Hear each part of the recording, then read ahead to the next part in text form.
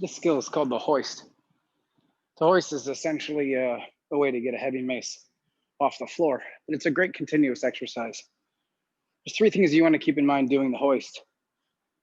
Make sure that your feet aren't too wide, and you start with your feet shoulder width apart, your toes slightly pointed out so that your knees can track.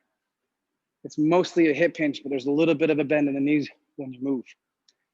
The second thing is, in order to keep the mace ball from traveling too low, use the back of your forearm to touch the inside of your thigh.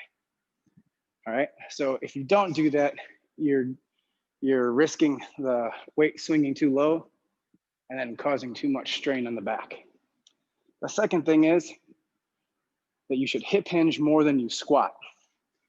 So my hips are gonna go back and my hamstrings are gonna load. And I'm gonna use that force to then drive my hips forward, propel the weight up into the air, and then the bicep curl really just directs the path of the mace. So hamstrings, load, kick the hips forward, mace comes up. So remember those three things. Feet shoulder width apart, forearm touches the inside of the thigh, hip hinge drives the weight. Again, hip hinge shouldn't be too deep. It's a shallow bow, hips go back, and then kick forward. That's the hoist.